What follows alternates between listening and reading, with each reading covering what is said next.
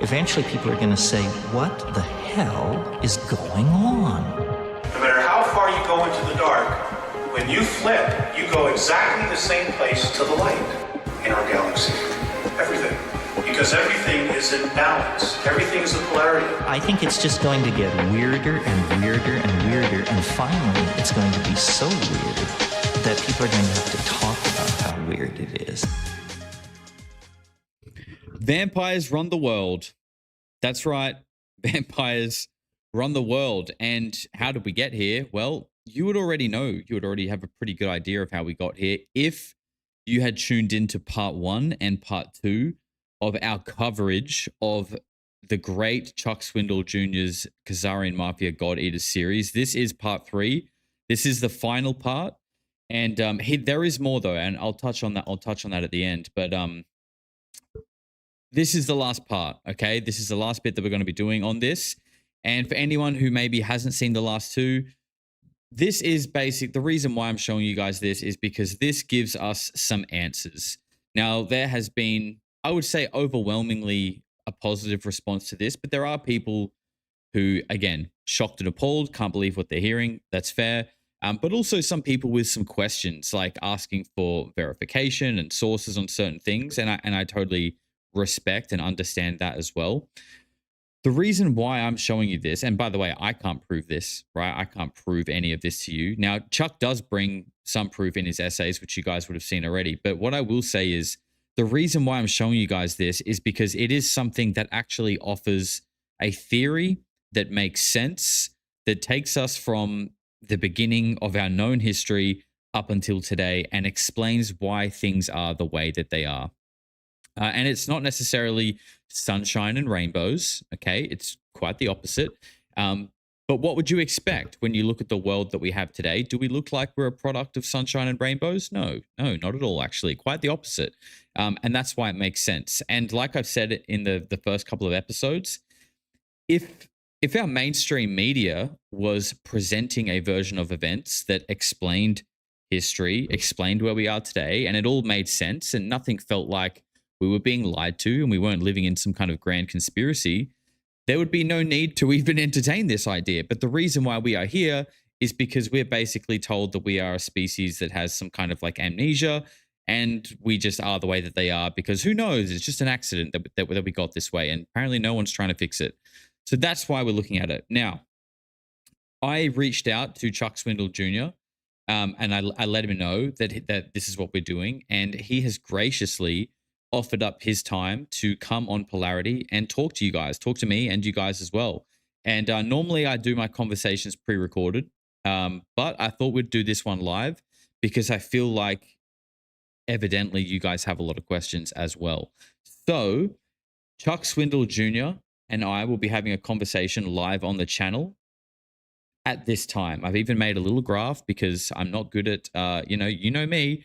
I even said this stream was going to be yesterday, but I got it wrong. So I thought I would just put this here so you can all look at it. You can all see exactly when it's going to go down and you can make sure that you're going to be there. So I'm estimating, excuse me, Chuck and I will probably talk for a while, but you guys will be there too in the chat and we can, I'll take some of your questions either as we go or maybe I'll save them towards the end. But yeah, shout out to him. Really nice guy. I'm looking forward to going a little bit deeper on all of this stuff. And, you know, this documentary was made nearly 2.5 years ago. It's a while ago, right? So I'm interested to see if there's anything he would like to add, change, remove, wish he didn't put in, you know, all of those kind of things. I'm really looking forward to it. But with that being said, I think that's all of our formalities out of the way. We should jump over here and get the show started. I have to say as well, though, I really am missing just doing like a normal show. Like I just kind of want to sit here and chat shit with you guys. Excuse me. I don't know what's wrong with my voice. I'm looking forward to just kind of having a normal show and hanging out with you guys. So tomorrow we're going to do that. I'm not sure if it'll be members only, but tomorrow we will, we're just going to hang out and catch up and see what's been going on. Uncle Chuck says, Nikki, I like it. I think Chuck will earn his status as one of the Polarity uncles alongside Uncle David and Uncle Ross.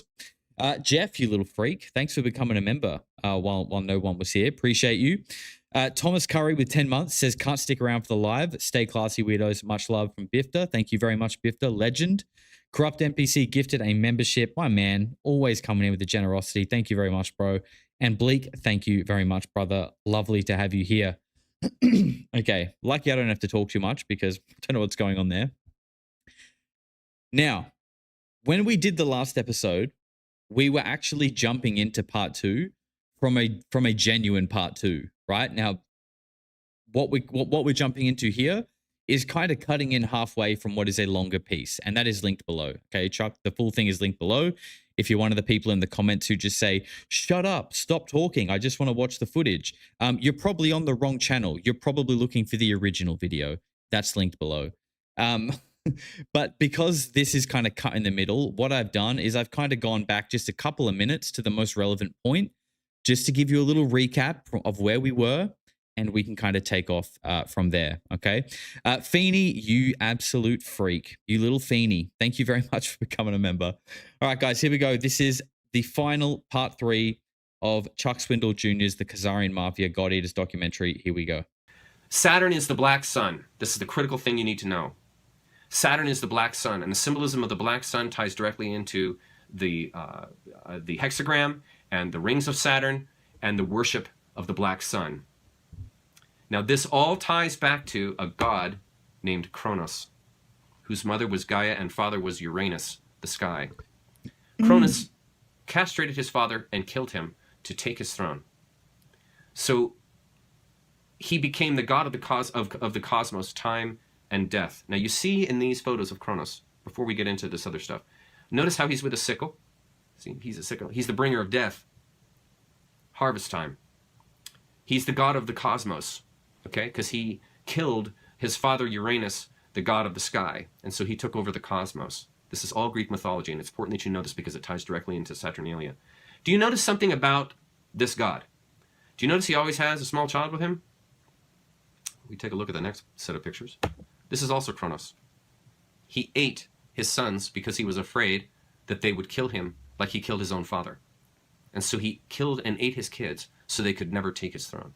Time devours all things. This god represents the devouring of life. Who devours all of life? Lucifer, the black sun. And so Saturn was known as the black sun, which is time, which devours all things. Saturn Cronus was given a day of worship called Saturn's Day or Saturday. Folks, to this day, we still have a Saturday. Guess what happened on Saturday in ancient times? That was Saturn's Day. That's when everybody worshipped Kronos. Who's Kronos? Kronos is Lucifer, the black sun. Why does a hexagram represent Saturn? Well, maybe because there's a hexagon on top of Saturn. Did you know that? And how do you think these ancient people knew that there was a hexagram on top of Saturn? Did you know that the star here, this hexagram, there are 6 points, 6 triangles, and 6 sides? That's 666. That's the number of the beast. That's Satan. Saturn was known and worshipped as the black sun, the god of the cosmos, the god of time, the god of death.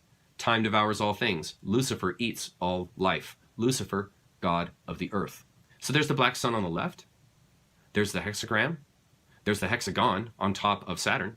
And then we have Kronos. What I'm emphasizing here, what I'm trying to show you is, these are all the same thing. They all represent Lucifer. They are all symbols for and of Lucifer. That's why they use them. That's why they use this symbology in their worship. It's because they represent, these symbols represent a deeper underlying knowledge. Now look where I found the black sun. I did a search for the black sun, which means Lucifer and Satan. Look where I found it here in the Hall of SS Generals in, I think that's Wewelsburg Castle, Germany. Look, it's right there on the floor. It's in the Azov Battalion patch, their rank. And look, they're holding a flag. There's the black sun, the symbol of Nazism there in the middle.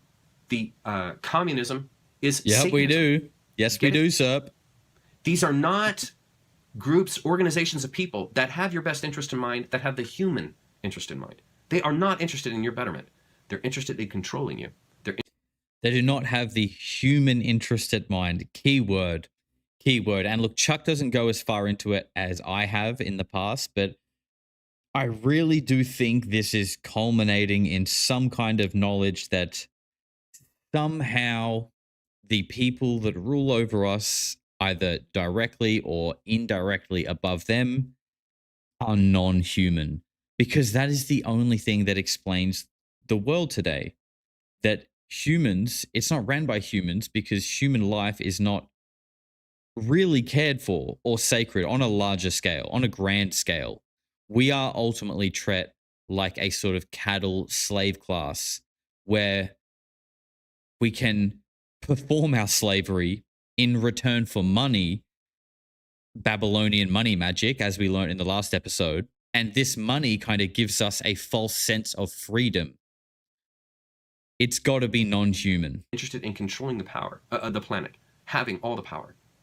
That's why these are militant groups. They're not there to have a dialogue with you. They're there for you to do as you're told, and if you don't do as you're told, you're either killed or imprisoned. Period. You see, these are anti-human groups. This is an anti-human religion. That's why it centers on cannibalism. It is anti-human. This mafia, this is their religion. The Khazarian Mafia's religion is Saturnalia, is ancient Saturn worship, worship of the black sun. And look, I don't want to keep pausing it too much or upset Bradley in the comments, but remember, like, we're excavating Göbekli Tepe, which is said to be one of the oldest megalithic sites in the world. And they're finding like a deep knowledge, like an evidence of a deep knowledge of astrology, the stars, the planets, right? So the idea that these people are like worshipping Saturn, I feel like to us that does feel like so foreign and so strange because we don't understand it. But evidently, and I mean, like the pyramids are aligned with the star constellation as well. Like, evidently, this ancient race that had advanced forms of technology, aka science, probably, they did. They did. Okay, so it's probably important that we try and think how they did, and not how we do. This is where it gets even heavier. Saturn equals Satan equals the black cube. Satan and the black cube of Saturn. One of the most mysterious symbols in our culture today is the black cube of Saturn. Saturn is not only the hexagram, it is also the cube. Here's why. The black cube is a representation of the planet's north pole, meaning Saturn's north pole, which forms a perfect hexagon with the diameter of each of its 6 sides being very close to the projected diameter of the Earth. The cube is a 3-dimensional representation of the 2-dimensional hexagonal north pole of Saturn. That's why they're related. Look here, from Fritz Springmeier. This is the gentleman that wrote that book, The Illuminati, The Blood of the Illuminati, or that book that talked about the Illuminati. This is the same guy, former FBI, CIA. Saturn is an important key to understanding the long heritage this conspiracy has back to antiquity. The city of Rome was originally known as Saturnia, or City of Saturn. The Roman Catholic Church retains much of the Saturn worship in its ritual. Who gave us the Bible? The Roman Catholic Church. The Roman Catholic Church retains much of the Saturn worship in its ritual. Human sacrifice? Is there a human sacrifice at the center of Western religion? Saturn also relates to Lucifer. In various occult dictionaries, Saturn is associated with evil. Look where else there are black cubes. Australia, Denmark, Manhattan, Santa Ana. Oh, and look, guess what also is a black cube? The Kaaba. That's in Mecca. And look at the rings that form around the Kaaba. These folks don't even realize who they're worshiping. That cube literally represents Satan. The cube, when flattened out, becomes a Christian cross. In Judaism, the 6-pointed Star of David represents Satan and originates from Saturn. The cube unfolding into a cross. What does that mean, though? Like, I do wonder. Again, I'm on board with like pretty much most of what Chuck is saying, right? But in that instance, I do wonder, like, is that a coincidence? Like, is the symbol of Christianity really drawn from that? And if so, like, what would that mean? Like, if you fold up the cross into a box, is that representing that, like, this religion creates a container? It creates a box to hold people in. Is that what what the symbol means? Like, I actually don't know, but I do wonder about things like that. And I have always been hesitant about symbols and meanings, and feeling like a lot of the times people go too far with it. But then the more I look into this stuff, I'm like, it's kind of hard to deny. Like, how many coincidences can there actually be until there's something to it? Orthodox Jews wear the black cube of Saturn on their forehead, like the They third do. eye, and call it tefillin. I don't know how They to pronounce do. that. Look how the cube, when you unfold it, it forms a perfect cross. And then we see here, look what's on this dude's head. The black cube. I mean, if what he is saying is true, that this is Saturn worship and Saturn represents Satan, and these people are basically literally walking around with Satan on their head, essentially, okay, to paraphrase, it just means that everything that we think we know about reality is basically wrong. It reiterates what Matthew Brown said, that your reality is a complete lie. Entirely. And what does this tell you? Satan is Saturn, is represented in the hexagram, is in the black sun, is the black cube, is the cross. I mean, Chuck, look at Chuck right now. I feel you, bro. That's exactly how I feel when you say all of that. What do we do with that knowledge? What do we do with that knowledge? Because to me, it's like, okay, burn it all down. Burn it all down. What else can we do? Marsha with gifted 5 memberships. Marsha. Thank you very much. Very generous of you. Appreciate you. Pim Slickens, my favorite name at the moment, says, I wanted to encourage everyone who hasn't seen the opening ceremony at CERN. It's so obvious that these satanic freaks are trying to open up portals. I think I've seen that. There's like goats and stuff. It's very strange. So was the Olympic opening ceremony, by the way, like the upside down pentagram on fire. Yeah, that doesn't look demonic at all. Rambro gifted a membership. My brother, thank you very much, Rambro. Gamatria with 7 months says, I'm still only halfway through part 2. It's a lot to digest. The series is fantastic. Thank you, Josh. Thank you, and all credit to Chuck. I'm just the conveyor of information. I'm definitely not the source. Droigs, I definitely said your name wrong, and I apologize. They say the algorithm gave me this guy's videos about a year or two ago. It's interesting how people from seemingly completely different spheres of influence are beginning to come together through podcasts and interviews. I think it's a beautiful thing. I think that is what you call an awakening. I think that is what you call a collective elevation of consciousness, when a group of seemingly random people all begin to realize what the hell is actually going on. Monkey Sausage gifted a membership. Thank you very much, sir. Appreciate you. And Drucifer says Saturnalia is for the boys. Thank you, Drew. Let's keep going. The black cube in Mecca in the occult is called the hypercube. It represents mind control. That's why the TV is black and cube-shaped. The graduation hat is a black cube, etc. It's all mind control. When Muslims walk around the Kaaba in rings, it is a representation of Saturn's rings. Saturn equals Satanism. That is what you're giving your energy to. Same with Christianity. The cross, when folded up, folds into a cube. More mind control. Same with all the other religions, all based in Satanism and created by the dark occult. I'll never forget when I heard, Mark Passio. When I heard Mark Passio claim, I'll never forget this, when he claimed that all of Western religion was invented by the Order of the Black Snake. And I remember hearing him say that and thinking, there's no way. There's no way that's true.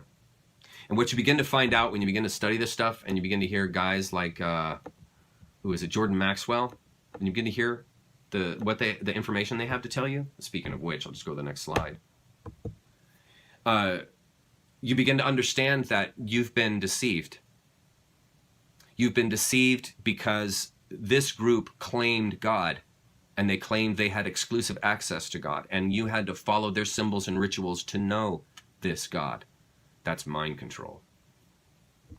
And it was one of the most difficult characteristics of my life I've ever had to accept, and that is that I have been captured. I've been captured with mind control. Yeah. right? And I think that is probably one of the most hardest hardest things to accept for a lot of people. I mean, like for example, um, I had a moment. I had a moment with my dad who I talked to about. I talked to him about a lot of this kind of stuff, and a long time ago, he was very like just didn't want a bar of it, and I think he's a lot more open to it now. He kind of sees what's going on. But I remember kind of giving him my own little spiel about like why the moon landing is obviously fake, or at the very least, the footage is obviously right. Maybe we went, maybe we didn't. I don't know, but the footage is obviously fake. Watching him have that meltdown.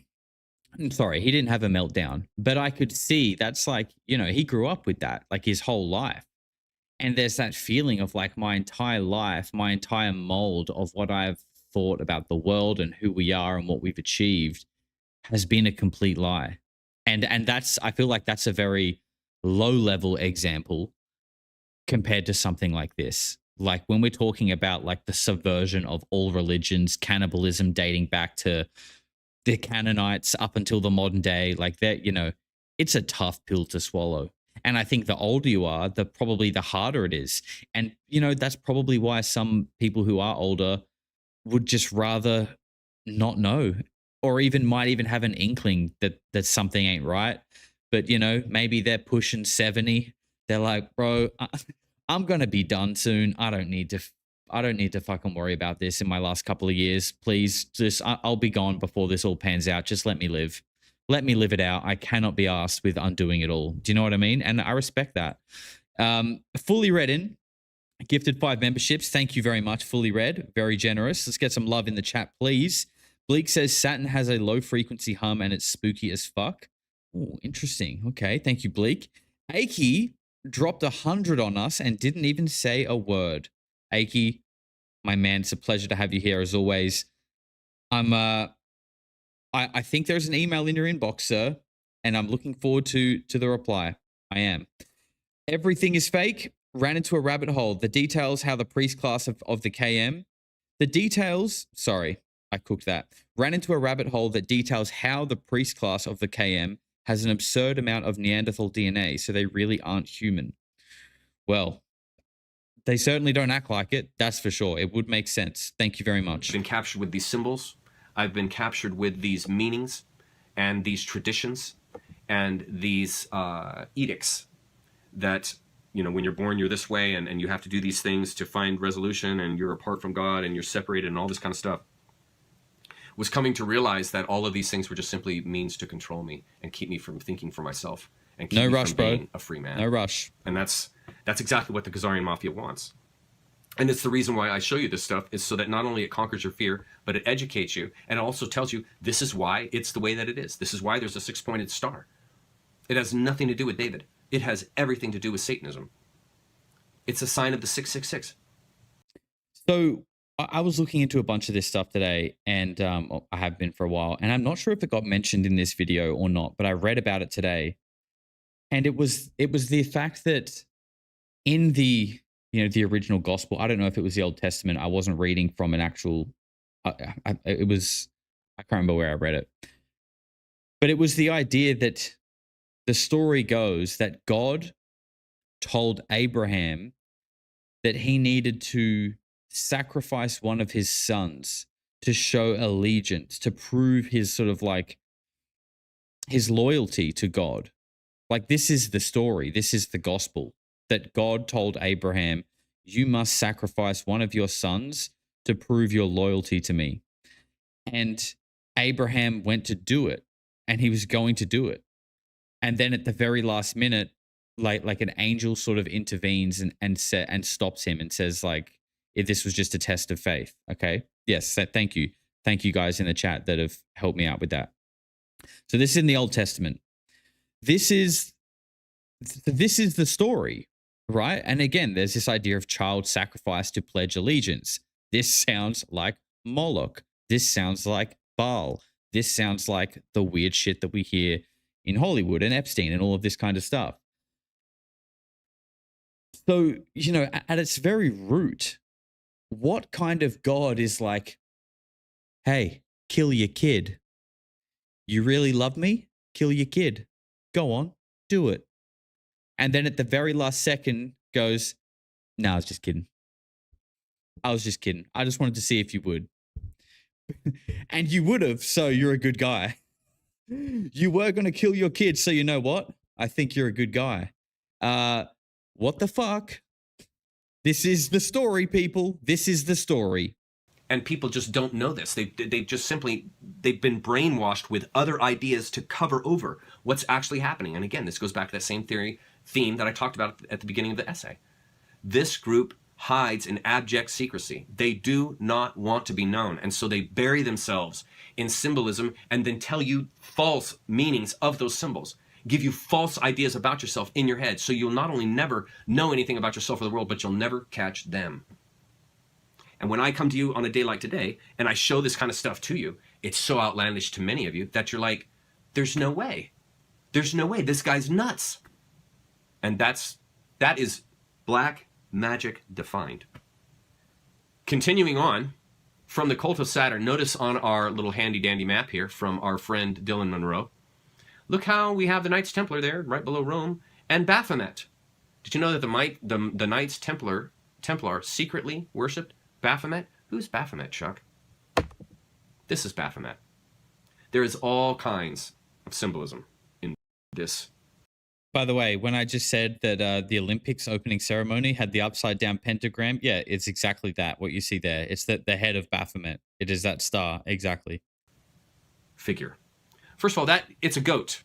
That's an ancient, the goat is an ancient Egyptian god, Mendes, who actually is a representation of what? A black snake. And speaking of snakes, look at the snakes on its belly, the Baphomet's belly. Look at the scales on the belly and around the snakes. Those look at the reptiles scales again. Below the wings or along the wing edges.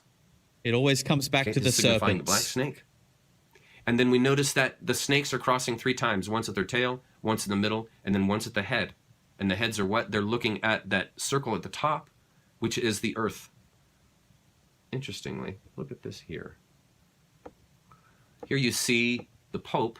Isn't it interesting? He has those same snakes.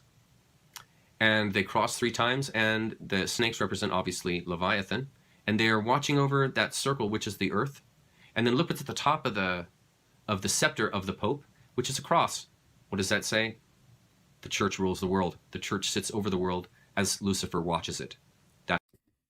Now, while I don't disagree that all of this symbolism is crazy and very odd, when Chuck says there, like, that means Lucifer is watching over and ruling the world, I think it's clear that, like,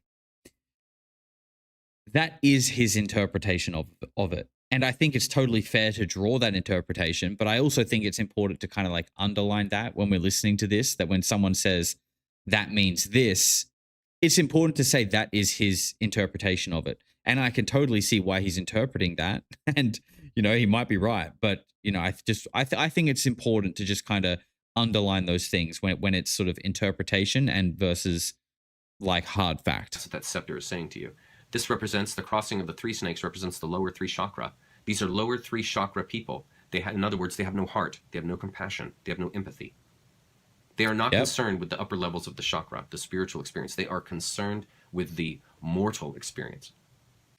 I'm sorry to keep pausing it, but what he's saying there lines up with what we spoke about in a couple of streams ago when we looked at that picture that was an illustration depiction of, I think, from a David Icke book, and they were depicting how a reptilian-like shadow entity can connect and sort of possess human beings through the lower chakras. And it specifically was saying through the 2nd and 3rd chakra, which is the sacral and the solar plexus chakra.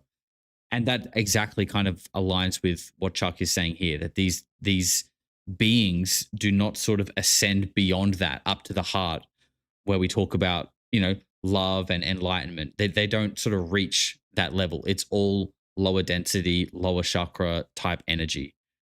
And Chuck isn't talking about reptilians. That's me. But what I'm saying is, you know, the whole idea of like eating humans, blood consumption, all the, you know, there are a lot of parallels there. That's why blood, the carrier of life, the giver of life, is their obsession. Adrenochrome, etc. They are obsessed right? with the earth. They are obsessed with earth calendars, earth characteristics. the cosmos. This is why all of Christianity comes out of astrotheology, a cosmic idea of the universe.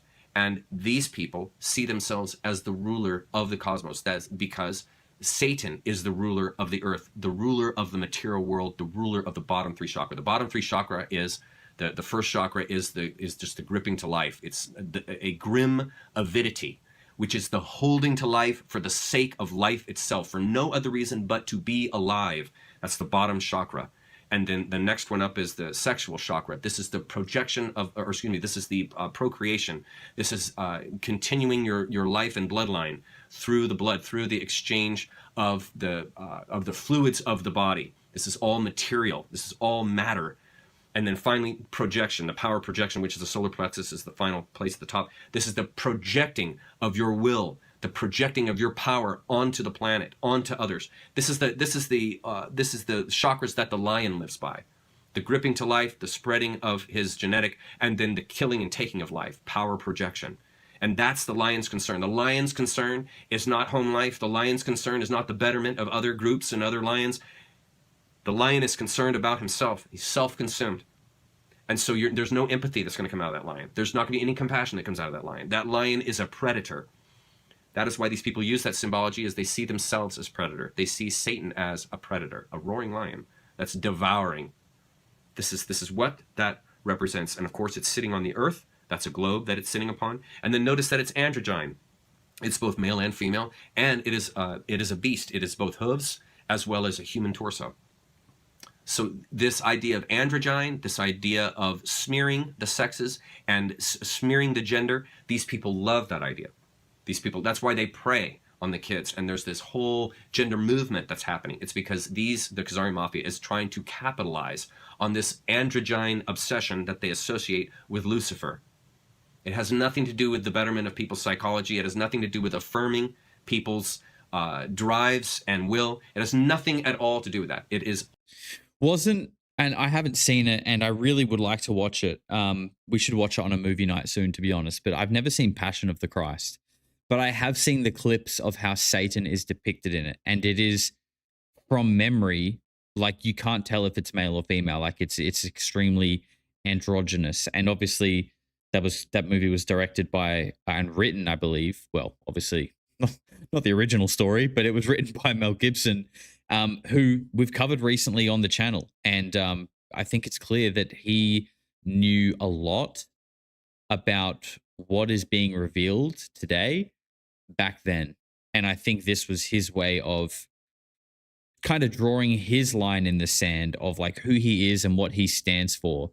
And inadvertently, that was the end of his career, really, wasn't it? All entirely controlled. This is why those in Hollywood that sell their soul to Satan, when they have children, they're given the choice. They either raise their children as the opposite sex to which they were born, or they sacrifice one of them. The Bible by Mel Gibson. Yes, exactly, AJ. So that's the choice. If you want to stay in the group and not die yourself, all your kids, you either raise them all the opposite sex to what they're born as, or you're going to sacrifice one of them. And that's the deal. These people, they're not, in other words, they're not doing this to affirm the psychology of the child. They're predators. They're preying on the family. They're preying on these groups that they control. And so we see that in this Baphomet, in this representation of the evil that they worship. The head itself, you can see, forms a star. The goatee forms the bottom of the pentagram. Then the two ears form the sides, and the two horns form the top. And then that torch there is the light of wisdom. That's essentially the black sun.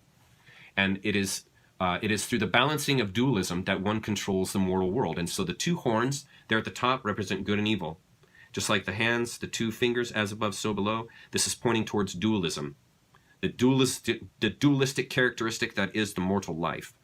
They are celebrating that. They are celebrating the mortal life. They are not concerned with transcendence. They are not concerned with orienting to the heart and orienting to the spiritual sense of loving one another. They have absolutely no desire or concern for that. Their concern is usurpation, taking. I take the innocence of those that I sacrifice. I take the innocence of those that I mind control, and I control them. This is what fulfills them. This is what you need to understand. When you don't have a heart, you get fulfillment through control. When you don't center on compassion, you get fulfillment through the taking of life. This is what fulfills you, what gives you energy and emotion and passion is the taking of a free individual's life. He's cooking. This figure is a celebration of that evil. And by knowing this, not only are you not afraid of it, but you understand why it looks like that. That's why it looks like that. If you look here on the left, it says solve and coagula. Distillation. It is through distillation that one understands the world. And through how do I resolve a problem? Let's say I'm trying to separate the alcohol from the water. These are alchemical metaphors I'm talking about here. So if I'm trying to separate the alcohol from the water, the spirit from the matter, I would solve or dissolve it by boiling it. And then I boil out the alcohol and then I coagulate it. I recondense it back into liquid and collect the extract. And what I have done in that process is I have purified this. And that is what dissolve and coagula is claiming. And they're claiming by aligning to these lower three chakras, you purify your life to that of the animal who does not have any consciousness, who does not have anything but instinct. And you are acting on the usurping and the devouring consumption that rules the animal. And this is distillating. This image here is attempting to distillate out of the individual their compassion so that all that's left is their animal instinct, so that they're a killer. Well, these are alchemical principles that this group is borrowing, is taking, is using for themselves as a representation for this evil. So through the human sacrifice, I purify. Through sacrificing the child, through sacrificing the human being, I purify my mortal self, my mortal being. My spiritual sense is distillated through the sacrifice. See, this stuff relates to you because you can understand this stuff because most of the West has understood themselves through the distillation of sin. This, and by the way, guys, he is sped up 10%, and which works well for the most part, but when he starts cooking and he starts getting passionate, it almost sounds a little bit too fast. But that was a fantastic little bit there. And I just want to like highlight the parallels. If you watched the recent video that I did, like the what it means to be Goyim one, we looked at the Kapporos festival, right, where the Orthodox Jews find that they atone for their own sins by sacrificing the chicken, right? They swing it around a live chicken. They swing it around their head while they're reciting from the Torah, and then they slit its throat. And obviously now their sins are gone because that's how it works.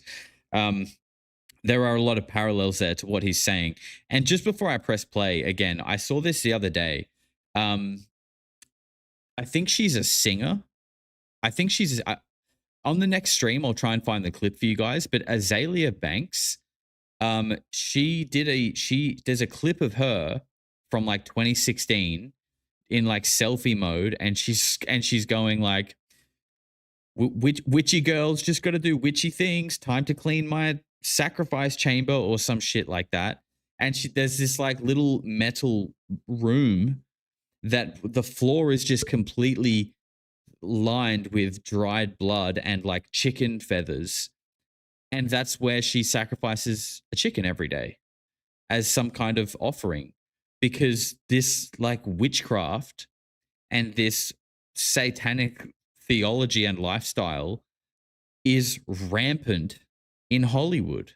Obviously it is.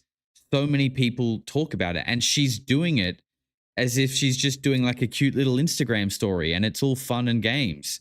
Just like we saw Megan Fox talking about how her and what's her stupid lanky boyfriend's name? Machine Gun Kelly. Her and Machine Gun Kelly cut their chest open and drink each other's blood as some kind of like lover's game. And she was giggling. Okay? This is Hollywood, people. This is your heroes. This is the people on the front pages of your magazines. These are the ones that the media want you to idolize. Nicholas Verson, celebrating 2 months, says, as someone that was at a Latin mass wedding, all I could think was how cultish it all is. It's hard to be with such devout Catholics sometimes. I can feel that, bro. I've been to a few different churches in my life, and I've had good experiences. I've never had like overly bad ones, but even in the good experiences, you cannot deny that it feels like you are in a room full of very strange energy. It feels strange, and that's just the simplest way I can explain it. John Anthony just gifted 10 memberships. John, you're a legend, sir. Thank you very much, as always. Let's get some love in the chat for John. Sticks and Stones says, I was born a JW, but woke up 20 years ago. I have not looked back at this sort of thing, but funny how many things align like this, even with the JWs. Makes you wonder. It does make you wonder a lot. Thank you very much, Sticks and Stones. It's me, Matt, you freak, and Ty Yamauchi, you're a freak as well. Thank you very much for becoming members, guys. And Greyhead Discoveries with 5 months says, this topic makes me want to go down my personal rabbit hole and lock the hatch. Don't do that. Don't do that, Grey. You're one of the good ones. We're going to need you here. We're going to need you here. The Goyim United will never be defeated. Distilling this out of one's life through the giving of oneself to this religious system, this belief system. One distillates their idea of themselves through the system, and then they are purified after and through the sacrifice. That's where this idea comes from, folks. It comes straight out of Satanism. It comes straight out of the idea that someone else must die in order for you to be purified. That is a satanic principle. And that has been integrated directly into Christianity, into all the Western religions. Yeah. You see? Capros Festival. This is, what you're finding out now is how deeply you have been lied to about the world, the cosmos, yourself, God, who runs the world, who owns the world and rules the world. You've been totally, completely deceived. Yeah, rip the Band-Aid off, and Chuck. Studying this group will teach you that, because that's their MO. Their method of operation is deceit. The Rothschilds, as the frontmen for the KM, infiltrate and hijack British banking and then hijack the whole nation of England. Bauer Rothschild had 5 sons who infiltrated and took over European banking and the City of London's central banking system through various crafty covert operations, including a false report of Napoleon winning against the British when he actually lost. This allowed the Rothschilds to use fraud and deception to steal the wealth of English nobility and the landed gentry, people of high societal means, nobility, and privilege, who had made business investments with the City of London banking institutions. Today I'm going to show you the family tree of the Rothschild family, one of the wealthiest families in world history, as well as one of the most controversial. First of all, the name Rothschild comes from the German for red shield. It's a reference to the fact that the family originally used a red shield as an identifying mark on their house. Their story begins in Germany with this individual here, Meyer Amschel Rothschild, who was...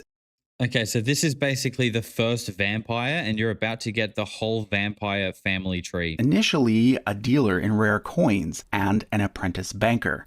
However, things really took off for him because of a special relationship he had with a German prince, William IX of Hesse-Kassel. That prince appointed Meyer to be his court Jew.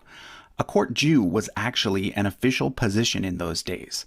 Because Christians were prohibited from certain types of money lending, nobles would often hire a Jew to fulfill this role.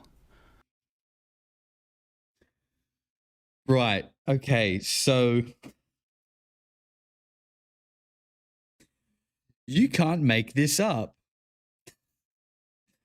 They hired a Jew to do the money lending.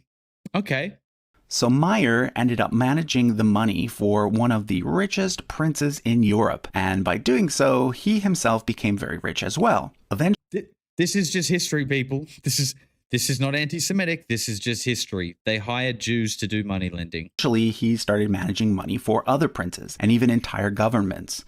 By this point, he had several adult sons. So what he did was he created a Rothschild bank, and he sent each of his 5 sons to a different capital in Europe to run a branch there. His eldest son, Amschel, ran the original branch in Frankfurt, and then his son Solomon was sent to Vienna, Nathan to London, Karl to Naples, and James to Paris. The family then developed a network of agents that allowed for safe and speedy transfer of gold across the continent, as well as for ease of communication between the various branches. This made all 5 branches extremely successful. However, the London branch was perhaps the most successful of all. During the Napoleonic Wars, Nathan almost single-handedly financed the entire British war effort and took care of paying British troops and their allies across the continent. So by the 1820s, the Rothschilds were the wealthiest family in Europe, and they continued to be hugely influential within the world of international finance throughout the 19th century. The five brothers were given the title of Baron by the Emperor of Austria, which is why you often see the German von or a French de before their last name. Nathan, being based outside of the continent, was one of the few that did not use the title. So let's look at the third generation Rothschilds. Almost all of the males in the third generation married one of their female first cousins. This ensured that the dynasty's wealth stayed within the family. So, for example, Anselm, the firstborn son of Solomon, married his cousin Charlotte, the daughter of Nathan. He's shown in yellow because he's from the Austrian branch, and she's shown in red because she's a member of the British branch. Likewise, Lionel, the firstborn son of Nathan, married his cousin, also named Charlotte, but she was a daughter of Carl from the Italian branch. Okay, so we are not only ruled over by a bunch of cannibalistic vampires, but we are ruled over by a bunch of inbred cannibalistic vampires. Okay, these people have kept it in the family. This is Jacob Rothschild on the right and Marina Abramovic on the left. And the reason why I'm showing you this is from, Abramovich. Here we go. At an event that they attended. And the reason I'm showing you this is for you to see that they really are Satanists, but they come across, look, he's just standing with his hands behind his back. There's nothing to worry about. But look what's behind them. There's nothing to worry about. That's some kind of painting. We're going to study that in a minute. This is Marina here. She's also practicing Satanist. Notice this picture on the left here with the child. Bro, this chick, this woman, this devil woman. I don't know if you guys have seen, there's a clip of her going around recently. I think it's recent anyway. She's talking to Louis Theroux. And she's basically going, I can't even walk out on the street anymore. And she sort of blames the Outer Shadows documentary, which I've recommended many times on this channel. If you want to go and wake yourself up a little bit. But because of that documentary, I can't even go and walk on the street. All I want to do is paint my murals in feces and blood. And all I want to do is mock cannibalistic ritual dinners and spirit cookings. And now everyone hates me. Yeah. Yep. It's not funny. It's not cute. And it shouldn't be celebrated. You're a freak. Notice also, this is a woman. Not the good kind either. Not the kind we like here. The bad kind. Who's never had any plastic surgery, so she claims, and she's in her 70s. Does that look like a person who's in their 60s and 70s in these pictures? I mean, adrenochrome's a hell of a drug. Yep. Have you seen Ellen DeGeneres these days? Ever since her supply got cut off, she looks like she's from the Goonies. Did you know that adrenochrome de-ages you? Did you know that? Did you know that it makes the skin tighter and thicker? Keeps your hair color the same color. It will never gray. If you're consistently drinking adrenochrome, you will de-age. You won't age. This is one of the secrets in Hollywood of how all of the men and women don't age and stay looking so young. It's because they have a consistent diet of adrenochrome. Children. Yeah, it's not Ozempic. It's not Slim Fast. It's not Herbalife. It's not Isogenics. It's literal baby's blood. Okay? Baby's blood. That's what's happening. Laura, you little freak, Laura. Thank you very much for becoming a member. 420 Breezy, celebrating 7 months, says, as an ex-Christian, I've been to a couple of Sunday services and the music and just the way some people act is very culty. Much love. I feel that, bro, and thank you for the $10 as well. It's definitely... You know, I have had positive experiences in churches, by the way, and I think like we should just say this, even though I would expect most people understand this, that like there are so many good people that go to church, right? And like this isn't, you know, for anyone who's getting it twisted, this isn't about like demonizing people in church.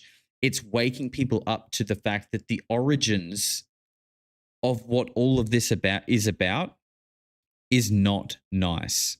it comes from very dark roots. So, you know, people who are Catholic, Christian, Jewish, and they're maybe feeling like a victim or targeted or attacked in this. I don't actually think it's about attacking you and your religion. I think this is about those people seeing and hearing this information and taking having a good think about like what their faith actually is and where it comes from, and then it's all on them what they decide to do then. It's definitely not about like attacking people for their religion at all. Skemanism says these files shook me the first time seeing a psych. Stay grounded, hug your people, touch grass, much love. My man, I hope you're doing okay. Or woman, my friend, I hope you're doing okay. You will be fine. Make sure you are touching some grass. And Space Time Pilgrim says they're still practicing the mystery. Ask Armin. I would love to have Armin back on the show, actually. I did say I would. And maybe we'll get him on a live show soon. That would be fun. I might get him to get the whip out. He might crack the whip for us a few times. What is the painting that they are standing in front of? This is a painting called Satan Summoning His Legions. Now, why do you think at a special gala public event, they would want to be pictured right in front of Satan summoning his legions? Normal stuff. Real normal. I think that's coincidence. I noticed something about this painting here on the left. Do you notice something above Satan's head there?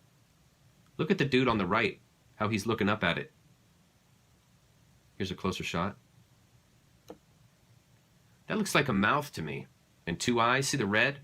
That looks like the mouth of Satan, does it not? Look here. Look how much it looks like the Papal Hall at the Vatican. I don't know if I can see that. Do you guys see that? I mean, I can see the hall at the Vatican. I know all about that, but I'm not sure I'm seeing what he's seeing here. Which looks like a snake mouth. Here's a bigger picture of it. Do you see the little white light dots going into the mouth? Those look like souls flowing into the mouth of Satan. Here we have the Papal Hall. You don't believe me? Here it is occupied. That is literally the Papal Hall at the Vatican in Rome. Does that look like a snake mouth to you? Do those look like scales on the ceiling and on the walls? Here's a viper mouth. Couldn't see it. Interesting. I mean, I can see the mouth going down over the head of this person, but I can't unless it's a side profile of a snake's head going downwards. If it's not, I can't see it. Here's the outside of the building. Here's a snake. Yeah, that's a classic. To you? That's a classic. Here's a close-up. So for anyone who did watch my interview with Armin, I actually spoke about this and I showed those same pictures from the inside, but I had never actually seen the picture of it from the outside. And if that doesn't just totally confirm it, I mean, wow. That's crazy. Look at how the stained glass forms an eye. Look at the scales on top and how it slopes like a snake head slopes. Has the brow over the eye. Look how it's tile on the outside look like scales. It's just a coincidence, guys. You, folks. Don't worry, it's just a coincidence. Their architecture. They're putting who? The entire congregation into the mouth of the snake. The Rothschilds set up a private fiat banking system that specialized in making counterfeit money from nothing, charging pernicious usury, illegal taxes for the British people, using what should have been their own money. This was the black art of Babylonian money magic. They claimed to insiders that such technology and secret money power was provided to them by Lucifer, Baphomet, because of their frequent child bleeding out and ritual sacrifices to him. And we already looked at the Baphomet symbolism. We know that that is Satan. Once they had infiltrated and hijacked the British banking system, they interbred prima nocte with the British royals. We talked about that earlier. Remember where they bred with the local kingdoms there in the 1500s?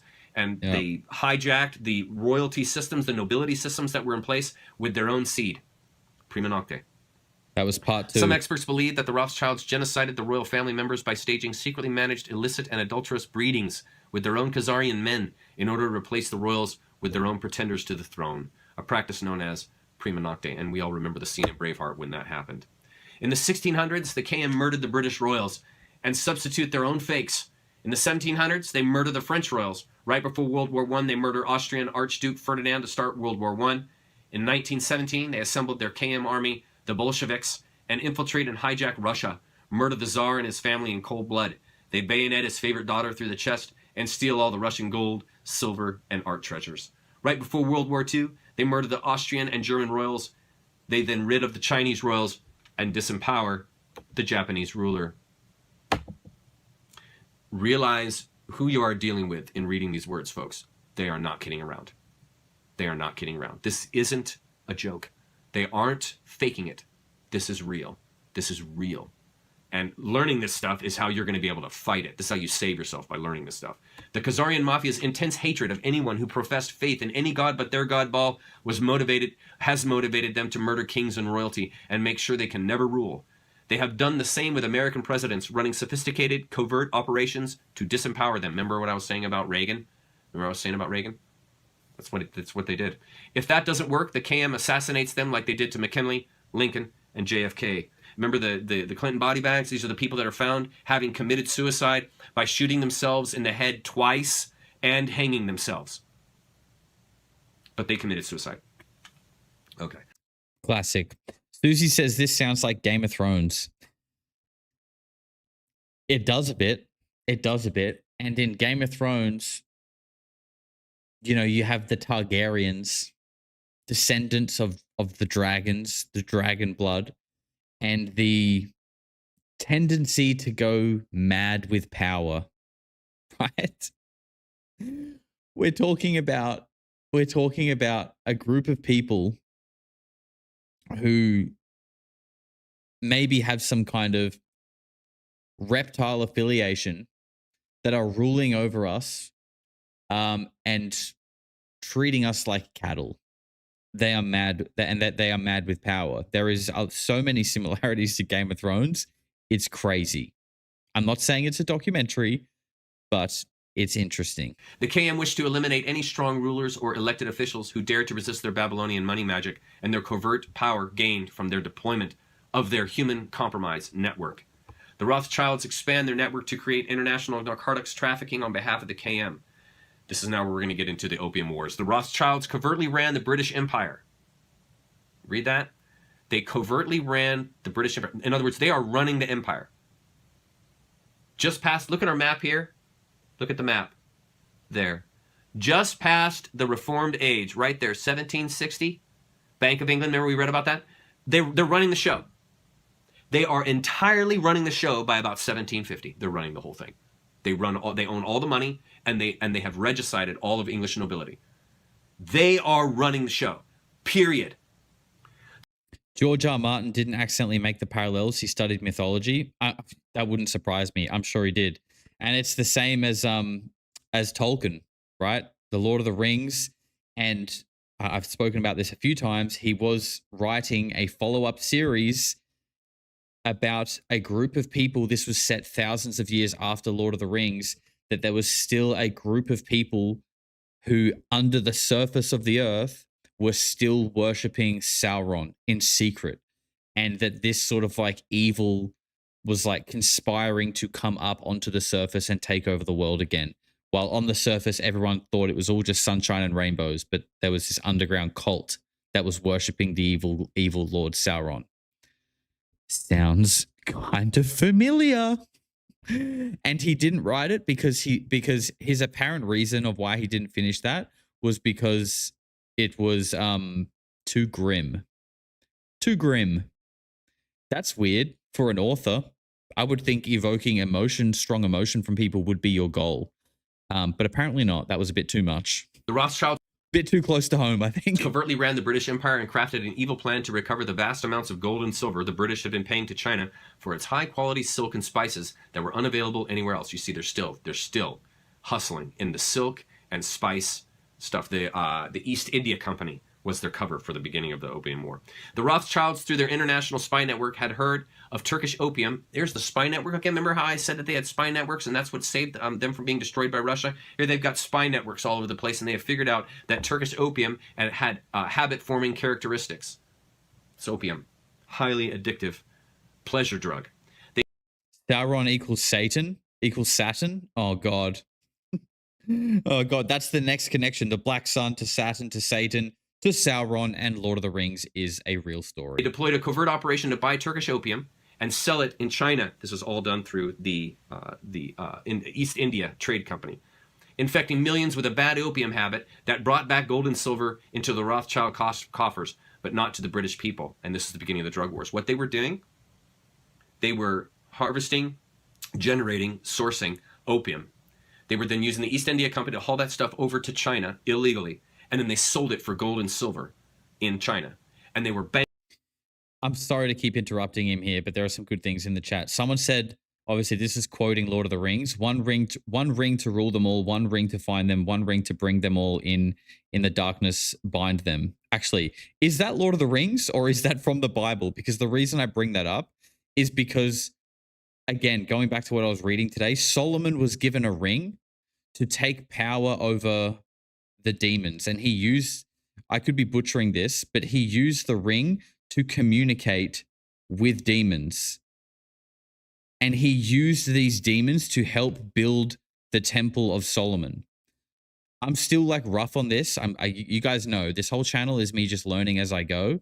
But this is what I'm reading about at the moment, that King Solomon from the Bible was given a literal ring to communicate with demons. Not just that, and it was to kind of find out like who they are and what their purpose is and like what effect they have on man. So it's not like he was summoning demons, but he had a ring to communicate with them. And he used them to build the Temple of Solomon, which is also crazy, right? It's also crazy that demons apparently built the Temple of Solomon that we all, well, not all of us, but people worship, right? Weird. bankrupting China. So China went to war with them. To give you an idea how easy opium is to manufacture, I did a little chart here.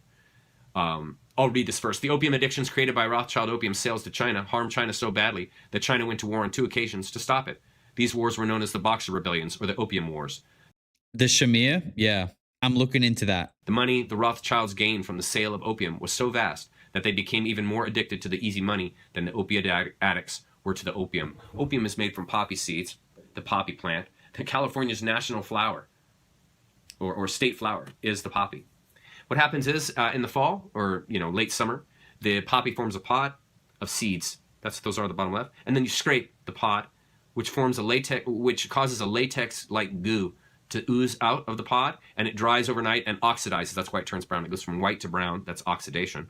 And then here you see the knife they use to scrape off that opium. That's it. That's it. You simply take the scrapings, you dry them, grind them into powder.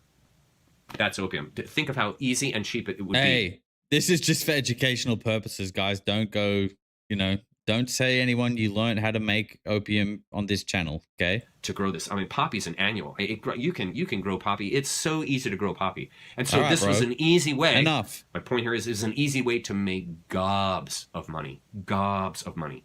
Because you can sell that opium for enormous sums, okay, and you're Chuck. making it from growing basically annual weeds. Is this a sponsored ad? So they built an empire on this. The Rothschilds did, and it was so powerful that they eventually went to war. If we look at the map here, I've got the opium wars listed out. Right there in AD 1830, addict China with Turkish opium via the East India Company, and they drained China of precious metals. Shortly thereafter, 1839, so it's 10 years later, all the way up until 1860, 2 opium wars, and China loses both to Europe and France. They lost them both. They used that money to then begin the Civil War and to take over America. And that is, the Civil War was funded from opium sales coming out of the Queen in England. It said he meant to say the Revolutionary War, not the Civil War. And this here I have in red here, I've got it noted. In Russia intervened. And I actually have the evidence. I found it for you guys. I found the evidence of Russia intervening. It's a bit ahead of the lecture, but here's the slide. This is how they intervened in the American Revolutionary War on the left from 1775 to 1783, and then the American Civil War in 1861 and 1865, how Russia intervened, saved our bohinies, and at the same time even created even more hatred with the Khazarian Mafia. This is why you have heard the narrative from Hillary from the very beginning. Russia, Russia, Russia. Russia is bad. Hate Russia. Destroy Russia. Russia is evil. That's right. Russia, Russia, Russia. That's right. Straight out of the Khazarian Mafia. The Rothschilds were the funding source behind the establishment of the American colonies by incorporating the Hudson Bay Company and other trading companies to exploit the New World of the Americas. It was the Rothschilds who ordered the mass extermination and genocide of the indigenous people of North America to allow for exploitation of the vast natural resources of the continent. The first biological weapons were leprosy, smallpox, and plague. Isn't it interesting that they still use disease as a means of control? I've shown some pictures here of the diseases that they spread intentionally to kill off the Native Americans. There was something like, in the span of about 10 years, at the end of the 1800s, 19th century, over 30 million Native Americans were killed, mostly through smallpox, leprosy, and plague spread by the KM. The Rothschilds start the international slave trade, an enterprise that viewed these kidnapped humans as mere animals, a view that the Khazarians would impose on all the people of the world who were not part of their evil circle, which some called the old black nobility, the old religion. What brought back slavery? Sugar. Sugar, the demand for sugar. Sugar's a drug. The same thing that caused the opium wars is the same thing that brought back slavery. Drugs. Drugs. Sugar is a highly addictive drug. And it was the craving and demand of all the Western, all of Europe, all the West. It was their demand for sugar that brought back slavery. Terence McKenna did a great lecture on it. The Rothschilds' next big project was to start the worldwide slave trade, buying slaves from crooked tribal chiefs in Africa who worked with them to kidnap members of competing tribes for sale as slaves. The Rothschild slave traders then took these kidnapped slaves on their ships in cramped cells to America and the Caribbean, where they were sold. Many died at sea due to bad conditions. The Rothschild bankers learned early on that war was a great way to double their money in a short time by lending money to both warring sides. You see how it works? But in order to be guaranteed collections, they had to get taxation laws passed, which could be used to force payment. So you've got to corrupt the people in charge, the politicians and the generals, and that's who you see, the Hidden Hand Club. These groups work in clubs, and one of the clubs that we are familiar with is the Hidden Hand Club. And I found a whole bunch of pictures of people that were in the Civil War and people that had huge influence on society. And look how many, all of them are part of the Hidden Hand. The Hidden Hand means you're a part of the mafia. There's also other clubs. The Black Eye Club, you've seen that before. There's argument as to what causes that, and I'm not going to dive into that. I'm just going to show you that they're all a part of the Black Eye Club. That shit is weird. Like, does anyone actually have any theories on what this Black Eye Club is? Because there is just so many people, and I'm sure a small percentage of them fell down the stairs or accidentally got whacked on the kitchen counter. You know what I mean? I'm sure that does happen on a very small marginal percentage. But what is up with so many high-level people having weird black eyes? Like the royal family, Elon Musk, prime ministers, presidents. I believe the Black Eyed Club is those who argued with Chris Brown. Yep, they're definitely members. Dating Chris Brown is an automatic initiation into the Black Eye Club. There's the Red Shoe Club. The Red Shoe, what this is, and most people don't know this, or a lot of people don't know, when these gentlemen here that you see in the picture performed the sacrifice that was necessary for them to be a part of the group, you must sacrifice a child to be in these clubs. That child's skin is then made into leather, and then that is made into the shoes that they wear. So they wear the skin of the child that they raped, tortured, and murdered to become a part of the club. And that is what you see in this picture. These gentlemen are mocking you. They're mocking us, and they're laughing at us. Look, it's right in front of you. Look here, the Pope. The Pope also is in the Red Shoe Club. He wears red shoes. They also are made from children's skin. You don't have to believe it. That's fine. But that's what the tradition is. That's what the Red Shoe tradition is. And it's to show that we walk on you. That's what they're saying. We walk on you. We control you. They love to put it right in your face. Just like the papal hall and it's a snake mouth. They love to put it right in your face. Put you in the symbol. They are eating you and you are in the symbol, and they stand there and laugh at you because you don't know that you're participating in their con by being complicit with them. It's a lot. It's a lot. It's a lot. And I just want to remind anyone who's maybe tuning into this stream and hasn't seen the first one, Chuck came from like a strictly religious evangelical household.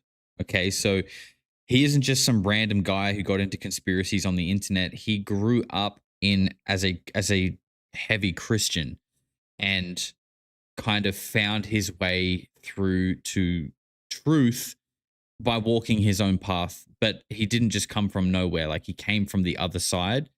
and he's gone all the way through. And I think that actually adds a lot of weight, I think, to what he's saying. And for anyone who might be like, where's he getting all this from? Well, this gives you an idea. He's sort of been there firsthand. The Rothschild private fiat counterfeit banksters plot eternal revenge against the American colonists in Russia who assisted them for losing the Revolutionary War. When the Rothschilds lost the American Revolution, they blamed the Russian Tsar and the Russians for assisting the colonists by blockading British ships. They swore eternal revenge on the American colonists, just as they had when the Russians and their allies crushed Khazaria in AD 1000. The Rothschild KM attempts to retake America in 1812 on behalf of the Khazarian Mafia, but fails, once again because of Russian interference. This failure enraged the Rothschild KM, and they once again plot eternal revenge against both the Russians and the American colonists, and plan to infiltrate and hijack both nations, and asset strip, tyrannize, and then mass murder both nations and their populace. Continuing on, we've been at this for a while. The Rothschilds and their English oligarchy that surrounded them plot ways to retake America, and this became their main obsession. Their favorite plan is to set up an American central bank featuring Babylonian money magic, usury, illegal taxation, aka theft, and secret counterfeiting. Although Tax is just Babylonian money magic, aka the creation of money from nowhere. You're paying interest on money that's been loaned to you from someone that never really had all the money that they said they had in the first place. But now it amasses based on the interest that you were paying back. And now they do. And that's Babylonian money magic. The fact that it has a name is crazy. Babylonian money magic. Someone said not everything Chuck says is true. Yeah, I mean, I can't prove it either way. I don't know. But that's probably, I'm sure there's probably a few things in this that aren't perfectly accurate for sure. But for the most part, I think a lot of it resonates and makes sense. But you guys should always use your own discernment with everything. Don't just believe what you see on the internet. But, if it resonates, it resonates. geographically separate, the city-states of London, the Vatican, and the District of Columbia are one interlocking empire called Empire of the City. The flag of Washington's District of Columbia has 3 red stars, one for each city-state in the 3-city empire. This corporate empire of 3 city-states controls the world economically through London's inner city, militarily through the District of Columbia, and spiritually through the Vatican. The Constitution for the District of Columbia operates under a tyrannical Roman law known as Lex Fori, which bears no resemblance to the U.S. Constitution. When Congress passed the Act of 1871, it created a separate corporate government for the District of Columbia. This treasonous act allowed the District of Columbia to operate as a corporation outside the original Constitution of the United States and outside of the best interests of American citizens. A sobering study of the signed treaties and charters between Britain and the United States exposes a shocking truth. The United States has always been, and still is, a British Crown colony. King James I was famous not for just changing the Bible into the King James Version, but for signing the First Charter of Virginia in 1606. That charter granted America's British forefathers a license to settle and colonize America. The charter also guaranteed that future kings and queens of England would have sovereign authority over all the citizens and colonized land in America stolen from the Indians. After America declared its independence from Great Britain, the Treaty of 1783 was signed. That treaty specifically identifies the King of England as the Prince of the United States and contradicts the belief that America won the War of Independence. Although King George III of England gave up most of his claims over his American colonies, he kept his right to continue receiving payment for his business venture of colonizing America. If America had really won the War of Independence, they would never have agreed to pay debts and reparations to the King of England. When Congress passed the 13th Amendment to the Constitution, the U.S. President was made subservient to the King of England. The 13th Amendment is called the Title of Nobility Amendment and forbids U.S. presidents and their officials from using royal titles like King or Prince or Baron.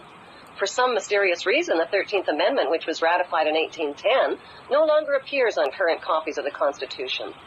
America's blood-soaked War of Independence against the British bankrupted America and turned its citizens into permanent debt slaves of the King. In the War of 1812, the British torched and burned to the ground the White House and all U.S. government buildings and destroyed ratification records of the... Why did they find out it was full of pedophiles? the U.S. Constitution. 1 century later, a corrupt U.S. Congress committed the biggest theft in world history. They passed Paul Warburg's Federal Reserve Act in 1913, handing over America's gold and silver reserves and total control of America's economy to the Rothschild banksters. In 1913, the Rothschild KM was able to establish a beachhead by bribing crooked, treasonous members of Congress to pass the illegal, unconstitutional Federal Reserve Act on Christmas Eve without a required quorum. The act was then signed by crooked, bought-off President Woodrow Wilson, number 28, who was a traitor to America, like the members of Congress who voted for it. And look, I found pictures of Woodrow Wilson. Look at the handshake. Look at the handshake. That's a Masonic handshake. That's not a normal handshake. Look, he's giving the guy that practically his wrist. These are Masonic handshakes. He's a bought man. We've looked into the Masonic handshakes when we did the leaked footage of the Freemason ritual video, which I want to talk more about another time, the Freemason stuff, because I feel like that video framed it all as like inherently dark and evil, which it does kind of seem like at the highest levels it maybe is. But again, I don't think that means it all is. I don't know. It's a complicated one. That's for another time. Wilson was a bought man. The KM put an illegal, unconstitutional tax system in place in order to make sure that Americans would have to pay for their high-level USG spending, approved by a bought-off, crooked Congress and presidential puppets put into place by corrupt KM campaign finance. It's easy for the KM to garner enough money to elect anyone they want, because when you control a bank that is a secret major counterfeiter, you have all the money made for you that you desire. Absolute corruption corrupts. Absolutely. Doesn't it, though? Just look at Rome. Most Americans still believe that the Fed, or Federal Reserve, is the government. It is not. The Fed is a privately owned banking system whose majority Class A shareholders are the Rothschilds, Warburgs, Kuhn and Loeb, J.P. Morgan, Rockefeller, Israel Seif, and the Lehman Brothers. This private banking cartel is the Fed and is never audited and never pays taxes. They print and design America's money, which displays their symbols of an Egyptian pyramid, a Masonic all-seeing eye, and the words "In God We Trust." At about the same time that they created their illegal usury tax system in America, they also bribed members of Congress to approve the Internal Revenue Service, 1862, which is their private collection agency incorporated in Puerto Rico. Now, who would bribe the American Congress? Who would be paying American politicians to prioritize the influence of something or someone else other than America? Now, that just sounds too crazy to be true to me. I'm going to show you something here with this little chart. Who Soon would do afterwards, that? they set up the Federal Bureau investigation to protect their banksters, to serve their cover-up needs and prevent them from ever being prosecuted for their child sacrifice rituals or pedophile networks, and to also serve as a covert intelligence operation on their behalf. So what we have Babylonian money magic. Here we have the collection agency is established, 1862. Got to pay for the war. Got to pay for the war, folks. Got to pay for the war. And if we don't pay for the war, those Brits, they're going to come and get you. They're going to come and get you. Man, doesn't that sound literally like almost, like CIA UFO disclosure? There's an imminent threat, and there are these drones in the sky, and, we're worried China might get this tech before we do. We're going to have to start investing in our military again. Yep. We can't let China or Russia. If Russia get a hold of this technology before we figure it out, because I swear to God, we haven't been using it since the 60s. But if Russia gets it, man, we better fund the military. We better fund the military real quick. It's the same story over and over. Right? Do you see a theme happening? Then they established the Department of Justice.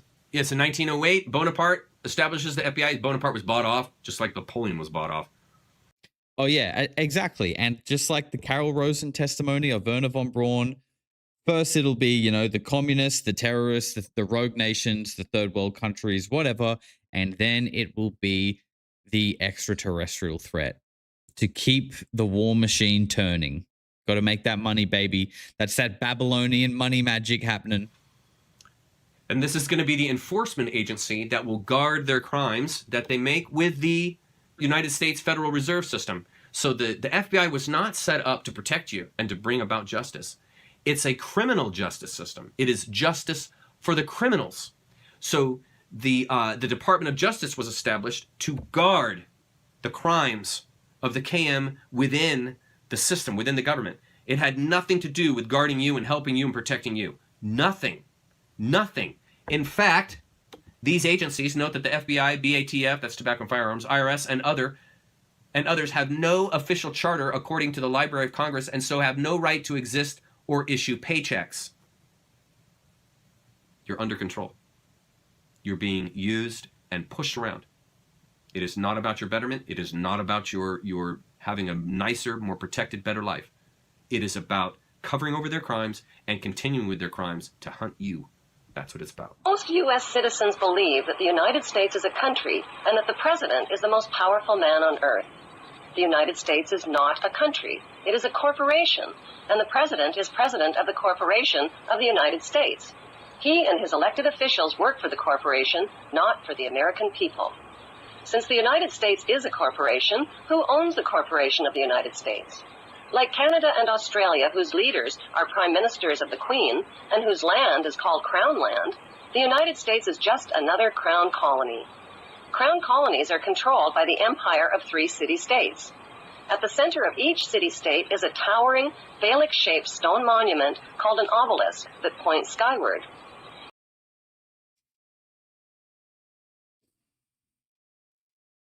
In D.C. city-state, the obelisk, known as the Washington Monument, was dedicated to Freemason George Washington by the Freemason Grand Lodge of the District of Columbia. Oh boy, that's a big one. That is a big one. The secretive Brotherhood of Freemasons laid the Washington obelisk's cornerstone in 1848 and contributed 22 Masonic memorial stones. 250 Masonic lodges financed the Washington Monument obelisk, including the Knights Templar Masonic Order. At the heart of London city-state is a 187-ton, 69-foot-tall Egyptian obelisk called Cleopatra's Needle. That is a large obelisk. That is a large, heavy obelisk, and it always seems to come back to the obelisk, doesn't it? If you've watched this channel for a long time, you would know that the obelisk has featured on many episodes, and here we are again. It was transported from Egypt and erected on the banks of the River Thames. In Vatican City, another Egyptian obelisk towers high above St. Peter's Square. The Rothschild KM deployed the Bolshevik Revolution in Russia to extract incredibly savage, bloody revenge on innocent Russians, which they had plotted for many years.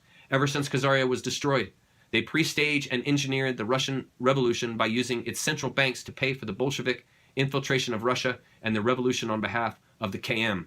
The Bolsheviks were actually created and deployed by the KM as the essential part of their long-planned revenge on the Russian Tsar and the innocent Russian people for breaking up Khazaria in about 81,000 for its repeated robbery, murder, and identity theft of travelers from countries surrounding Khazaria. The Bolsheviks are what were used to move in and terrorize the Russians, and the Bolsheviks eventually became the Nazis. This is all the work of the KM. This little-known fact explains the extreme violence taken out on Russia as long-standing revenge by the Rothschild-controlled KM. Remember, they hated Russia for invading their country, and they took out revenge during this, and I've got a little info on that. In a well-planned, savage, and inhumane bloodletting that stunned the world, the Bolsheviks were unleashed in full fury on behalf of the KM to gain revenge on the Russians. This had been planned since the destruction of Khazaria, 1,000 years before. The Bolsheviks, at the direction of the Rothschild KM, raped, tortured, and mass murdered approximately 100 million Russians, including women, children, and infants. Some of the torture and bloodletting was so extreme, we are not going to mention it here in this article, but readers who want to know can do some in-depth internet research on the Red Terror or the Bolshevik Cheka, or watch the classic movie, The Chekist, which is available on YouTube. I watched it as well as I gathered information, and this is what I found out. This is bad. Get your kids out of the room. Get your kids out of the earshot. The Red Terror took place during Russian Revolution in 1917 and to 1923. Felix Dzerzhinsky, I think, of... I'm glad the kids are out of the room now. They know how to cook heroin, but make sure they're out before they hear this one. The secret police enforced it. Oddly, check this out. He initiated a vast orphanage program during his leadership. What do orphanages do? They collect children.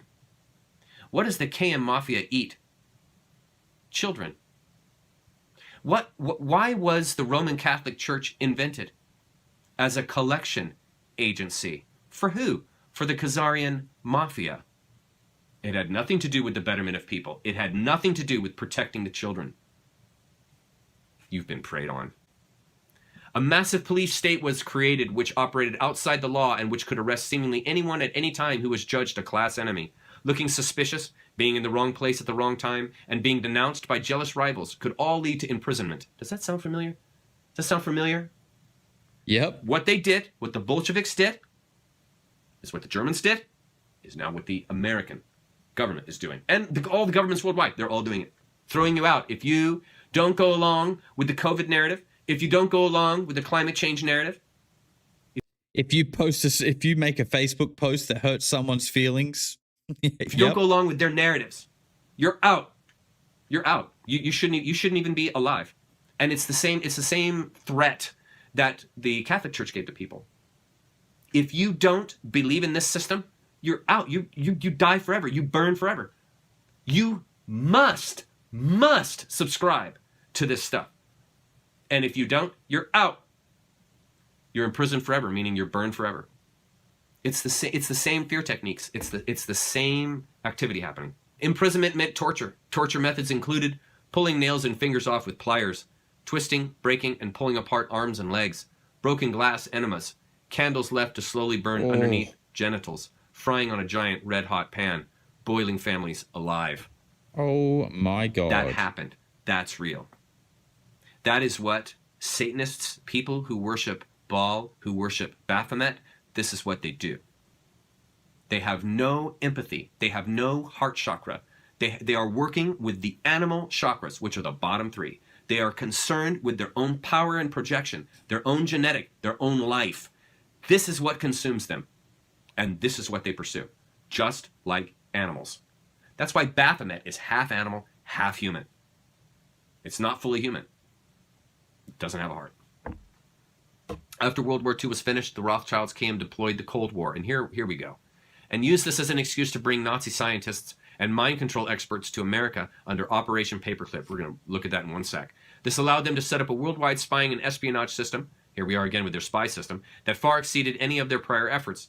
Under this new system, they continued to infiltrate and hijack all American institutions, including the various American church systems, Freemasonry, especially the Scottish Rite and York Rite, which you now know from Video 1 require pedophilia to become a part of, the U.S. military, U.S. intel, most private defense contractors, the judiciary, and most agencies of the USG, including most state governments, and both major political parties. This was Operation Paperclip.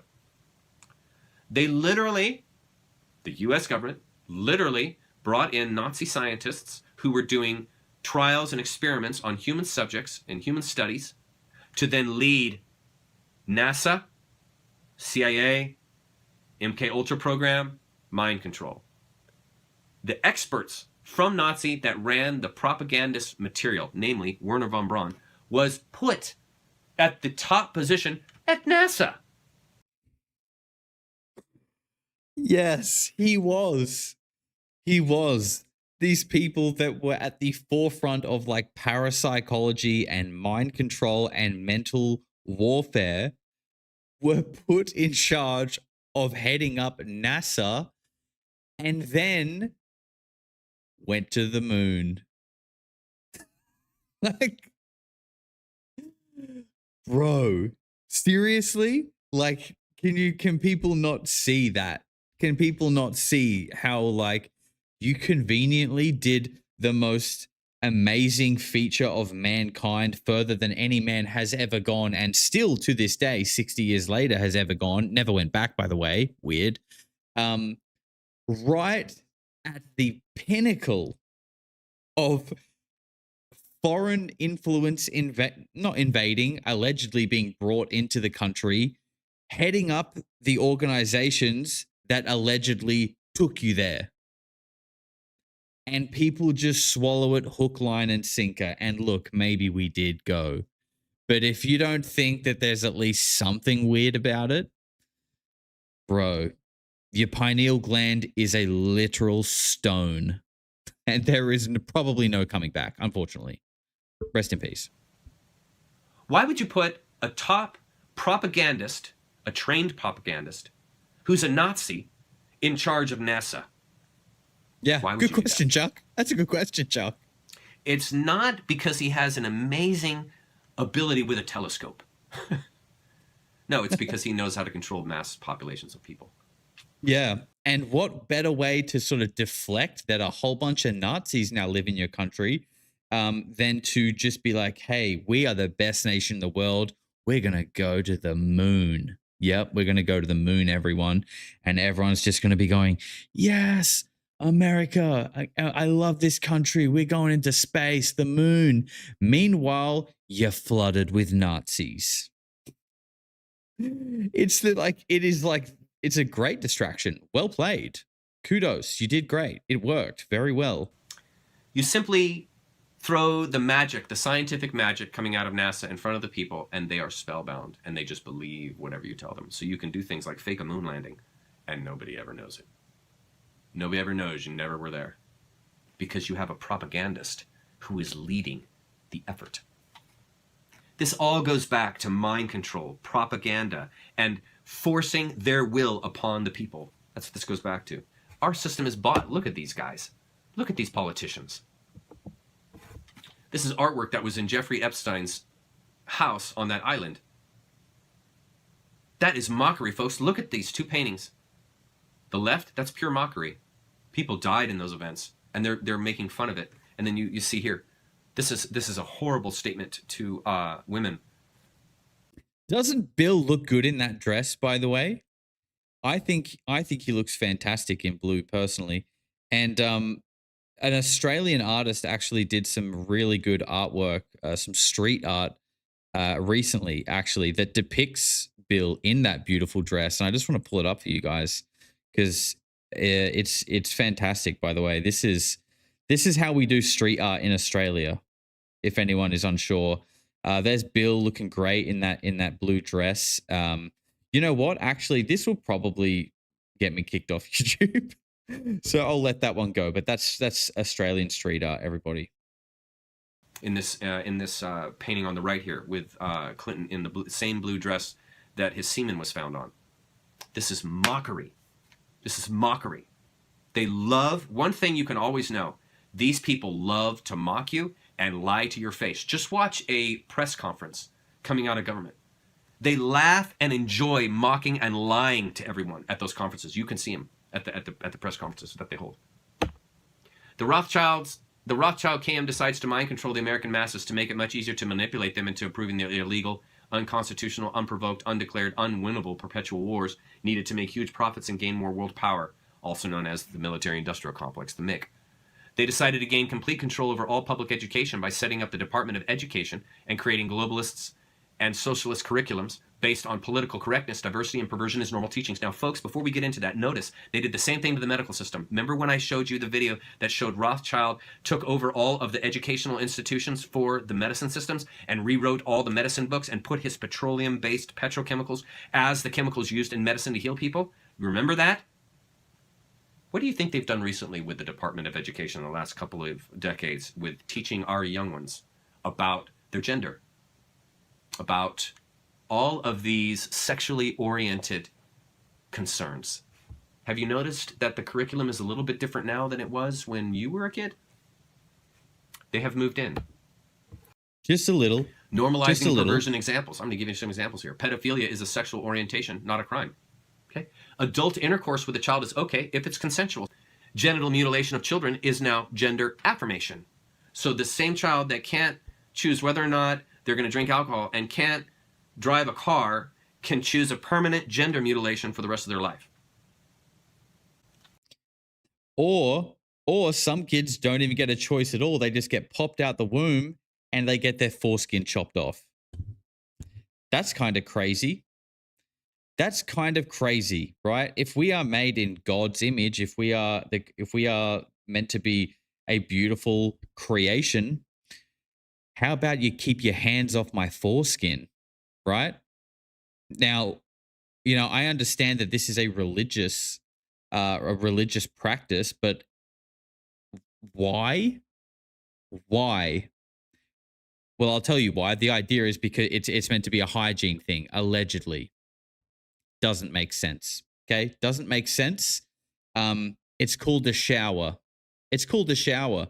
It works well. It works really well. So snipping it off and getting the mohel to apply the suction of the mouth technique that we covered in the last video.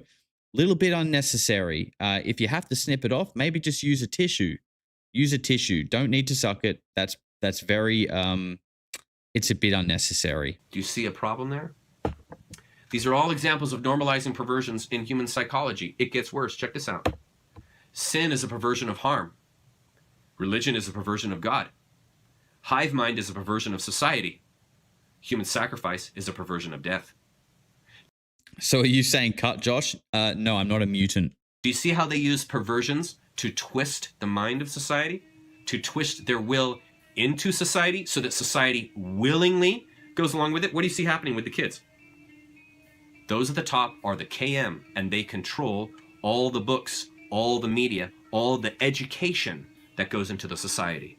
And if you don't know that, you will believe that education, and you will go along with it. And now you can hear some music coming in here. I'm absolutely going to get copyrighted for this. So, but I was going to cut it out, but Chuck absolutely cooks in this bit. So I'm going to let it play. And it's also a great track. So we'll deal with the copyright later. you will think, yes, it's perfectly fine for that child Shout to out choose Metallica. what their gender is, but it's not okay for that same child to choose if they want to drink alcohol and to choose whether or not they want to drive a car. Shout out Kirk Hammett. But they can permanently disfigure their body. Fluoride is added to public water and toothpaste, and dentists are mind controlled to believe that fluoride prevents cavities and is not harmful to the brain function or thyroid function. It systematically destroys. That's what they do in medicine with chemo. The addition of fluoride to the public water supply and to toothpaste is to dumb down Americans by lowering the operational IQ and making folks much more docile than they would normally be. Because, and I write this, because a self-aware, self-determined, self-empowered individual is impossible to control. What did I just say? If a person is not ignorant, if they're wise to you, you can't control them. If they're wise to your ploys, if they're wise to your lies, if you're wise to their cons, if you're wise to their Hegelian dialectic, to their dialogue, if you're wise to it, you can't deceive them. Can't deceive them. Because it's already in you. It is in you. The light of God, the light of nature, the light of love, the light of compassion is in you. You see? And so fluoride and these systems that they have in place are to dumb you down so that you're not self-empowered, so that you will not look inwardly to find the answers. You will look externally. You will look outside yourself to find the answers, which will never give you the answers because you can't find the answers outside yourself. He's cooking. They can only be found within. Yep. Programs to develop and deploy vaccinations are to dumb down children and create huge numbers of future chronic health problems. Food allergies, behavioral spectrum disorders, autoimmune diseases, lowered IQ. That's in your food. That's in your medicine. That's in your education. These things dumb you down, give you chronic health problems because you participate in them.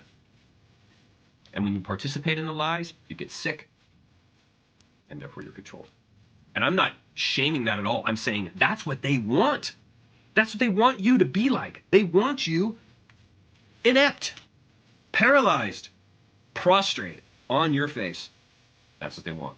Because then you're obedient. It's true. What he's saying is exactly true. And someone in the chat just said, where did it go? Someone said something like, this makes me want to go to the gym. Yeah, this dude makes me want to lift and I have a collapsed lung. Honestly, the best thing that you could do right now, I think, is honestly, and this might sound cheesy, but I really think is to like eat healthy, go to the gym, become the health. And this, I'm not just talking about guys, I'm talking about girls too. Go to the gym, become the healthiest person you can be. And I don't just mean physically, I mean mentally too. So like, stop watching retarded TV shows because all of that shit that you consume becomes who you are. And you become the MK Ultra light versioned cattle mind controlled retards that the system has designed you to be. And I feel like learning how to like be self-sufficient, basically be healthy and learn how to live off grid. I think that's the best thing you can do. I'm not saying go disconnect and live in a forest, but yes, play RuneScape as well. That's a fantastic piece of advice, but mostly be healthy. Make sure your body and your mind is healthy and be as self-sufficient as you can. And it probably wouldn't hurt to have a little bit of a supply of tin food and water. You know what I'm saying? I wrote an essay on that. I'll release it in one of these days. Part of this massive plan to dumb down and mind control the American masses was the Keynes buying up and consolidating all the American mass media into 6 controlled major mass medias, CMMM, owned and controlled by their cutouts on their behalf. Again, here we see again, get a few cutouts at the top, control the rest of the masses on the bottom.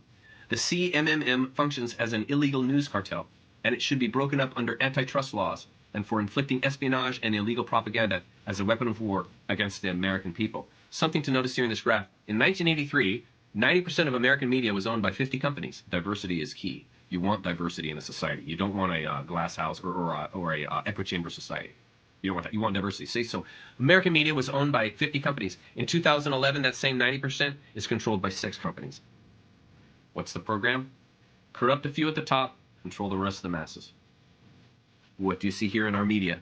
Our media is completely owned by nothing but Khazarian Mafia companies who have no interest in your betterment. Finishing up now, in an interview, The Short End of the Stick, March 10, 2015, on YouTube, between Mike Harris and Gordon Duff, here's the address if you want to go to it and see it. It was disclosed from a written transcript of a meeting with Bibi Netanyahu in 1990 that Netanyahu was a KGB spy like Jonathan Pollard. Benjamin Netanyahu, Khazarian Mafia head of state, said, and I quote, "If we get caught, they will just replace us with persons of the same cloth. So it doesn't matter what you do. America is a golden calf, and we will suck it dry, chop it up, and sell it off piece by piece until there's nothing left but the world's biggest welfare state that we will create and control." Notice the hexagrams behind Netanyahu. Remember what we know now about the 6-pointed star? It represents 666. It represents Satan. That's who this guy is the face of. He's in the club. Look what he said. Why? Because it's God's ball's will, and America is big enough to take the hit so we can do it again and again and again. This is Now, again, I think it's just, I don't think Netanyahu said it's Baal's will. This is Chuck interpreting that Netanyahu's real interpretation of God is actually Baal. And I have heard this quote before, but I would like to find the source of it. And I'm not saying I don't believe it, because just based on looking around, it seems like that's how he feels, just based on what we can see. But I would like to see the source of it and read it or hear it myself. what we do to countries that we hate. We destroy them very slowly and make them suffer for refusing to be our slaves. What do you see happening right now in the world? Yep, exactly. Suffering very slowly. They're slowly destroying the world. Do you see it happening? Do you see it happening? And look at the words. This is what we do to countries that we hate. We are the goy to them. To the Khazarian Mafia, we are the goyim. Yes, we are. The meat, Goyim. the meat Stand up, animals baby. that are to be controlled, manipulated, and used as slaves. They're their slaves. That's what they believe. And so the point, and we'll finish out here. And so the point of all this is so that you know who the enemy is. Because finding that is going to do wonders for your understanding the world that you're living in. And with lectures like this, you will better understand not only who is running the world, but how you're controlled. And by knowing how you're controlled, you can cut off that control. You can defeat that control. Self-empower yourself to be free. Love you guys. See you later. See you next time. Bye-bye. Chuck Swindoll Jr., ladies and gentlemen, let's get some love in the chat. What an absolute wild 3 streams it has been. Listening to this man deliver a wild, twisted version of what our history very well might be. And, you know, I think the craziest part is that it makes a lot of sense. It makes a lot of sense. And what is the time? We've got about 15 minutes left before I normally end the stream, which I'm happy because, like I said, I've been hanging for a stream with you guys to just hang and chat. So I feel like we can have a little debrief on what your guys' thoughts are about that. Ra Clark says, how about an obelisk emoji? Now, I've tried to do this a long time ago, but an obelisk doesn't fit well into a square, unfortunately. It just doesn't look right. It looks like something else. I'll put it that way. Comrade celebrating 2 months says, hey weirdos, it's your boy Comrade here. I'm looking for people interested in a reptile petting party. Those snakes will never know what hit them. There you go. Anyone interested? Hit up Comrade. Acid Reflow says the clip with the woman's voice is from the documentary called Ring of Power. You should review it sometime if you haven't already. Okay. Drop it in our Discord. I am picking from there for some sort of reaction content. Aegon says, what the fuck are you watching so early? Me. Oh, right. The wife says, "What the fuck are you watching so early?" Me. Polarity Live. You're damn right. You're damn right. Get to know it. Pim Slickens. I'm also former JW. When we leave, we lose everything, even our families. We trade it for all to think freely. Glad you're all here. Much love, Weirdos and Josh. Now, JW is not Jew. It is Jehovah's Witness. Am I correct? Burley Bob says the grand illusion, what we permit, we promote. Yes, exactly. And so going back to what I said before about like the best thing that we can do is to become like be healthy, be the best version of ourselves, have a healthy body, have a healthy mind, and realize that you look like what you eat and you are what you consume mentally. And I know this is like, it's so like, how is this going to happen on a grand scale? I don't know. Maybe it'll just happen naturally as people begin to awake and realize how cooked a lot of society is. But there are so many things that I think if we were able to detach ourselves from, things would begin to shift positively at a relatively fast rate, I think. Like, again, things like short form, doom scrolling social media, trash reality TV, fear mongering news. Actually, I saw a meme the other day and it was a picture of just like an old, early 2000s computer desk, where they had like the slide out trays with the keyboard and the big fat wide monitors and like the CD stand next to it and the burnt CDs and whatever. And it said something like, remember when the internet was like a place you would go, and it was like, the home computer was like, oh, I'm going to go on the computer and I'm going to get on the internet. And, you'd dial up and you'd get on there and you'd surf the web and go to cool websites and whatever. And then you'd get off the computer and now you're back in your home where just everyone is talking to each other and just whatever is kind of going on in your home is sort of your reality. Where it's like now the internet it's everywhere. Like it's in your TV, it's in your phone, it's in everything. Everything is connected to the internet. So there's like no escape from this like vast network of like things happening, ideas, notifications. It's just so intense. And I think in that time, like I feel like we weren't made to be like that. Like physically, mentally, we weren't made for that. So I think because that is the way that the world is right now, it's probably more important than ever that as part of that being healthy, your mind and body is like actually taking time to be with just yourself and, meditate, whether or pray. Like prayer, meditation, I guess it's the same thing, right? Like whatever makes you happy, whatever floats your boat. But just taking time, I think, to look after your mind and just be with your own thoughts just for 5 or 10 minutes a day. I think that's a really important thing because it's so easy to be just caught in this like web of anxiety of just constant notifications and shit going on. And most of the time it's fear. It's got like a fear base to it. And I saw something I saw an account the other day. It was like a news account on Instagram or something, and all they post is positive stories. And it was so nice. It was, and it was so foreign too, to just read a story that really had like no real context, but it just told you about like, a person who managed to achieve something really good recently. And it was just like a small heartwarming story. And I don't know the person, but it felt good to consume because it's something positive. And it just makes you realize how like anything that gets clicks and that is like a news story is generally negative. And is that because it gets clicks? Is that because it's intentional to mess with our heads? Maybe both. I don't know. But again, I think it just comes back to being conscious about what we consume. Ethan Swizz, thank you very much for the $10. Appreciate you, bro. Big love. And Distant Hayes says Bledsoe's new knowledge of our history. Is this it? Yeah, well, I did say that in my last video. I do think personally that, look, it's a very grand thing to say. And I don't even say it with full conviction. But I think given where we are, the things that are coming out, what's happened leading up to this point, it does seem like we are in some kind of like shift of knowledge, of a new knowledge, of an awakening and awareness. And we're also moving into the age of Aquarius as well. So there are just so many different things that point to us coming into like a new, I don't know if I'd say like a way of life, but something is going on, right? Because people are, like someone said earlier, coming together from all walks of life.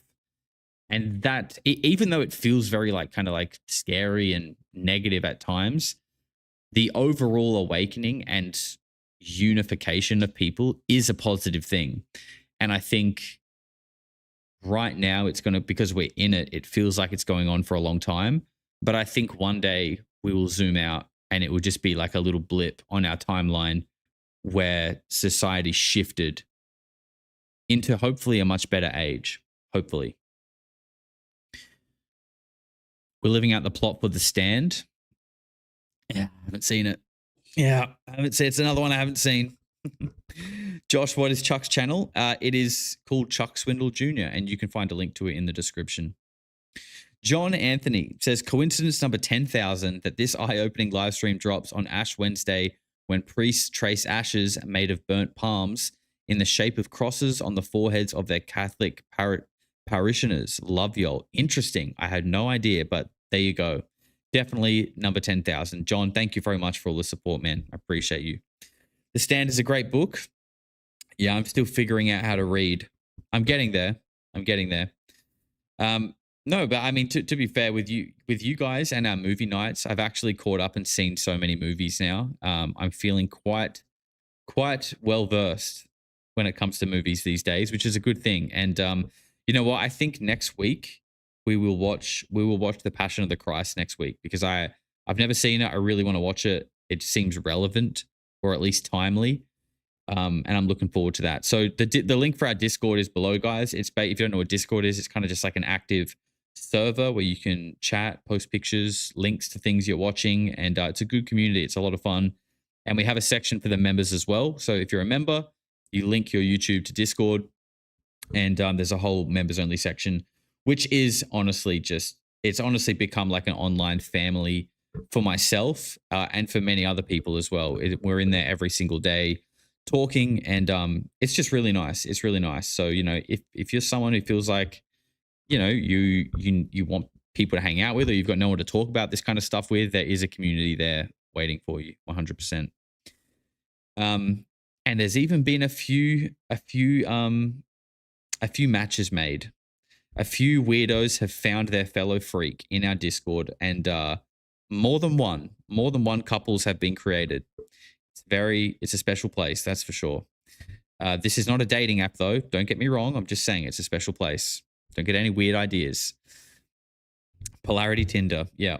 Do you have a backup channel in case you get cancelled for discussing the US's greatest ally? I mean, why? It's our greatest ally. I don't see the issue. Yes, I do. They're linked below. Polarity 2.0, which I meant to post clips on from streams. I do want to get back to doing that. And also Josh Radamus, which I haven't posted on either. I'll take this time to talk about that quickly. So I have Josh Radamus, which I've been posting travel videos on because I'm traveling at the moment. And honestly, I'm finding it hard to dedicate the time to it that I want to without taking it away from this. And it's actually extremely fatiguing mentally to do two channels, because when I do things, I like to go all in, and it's very hard to do two at that level. And I want to keep posting videos on there.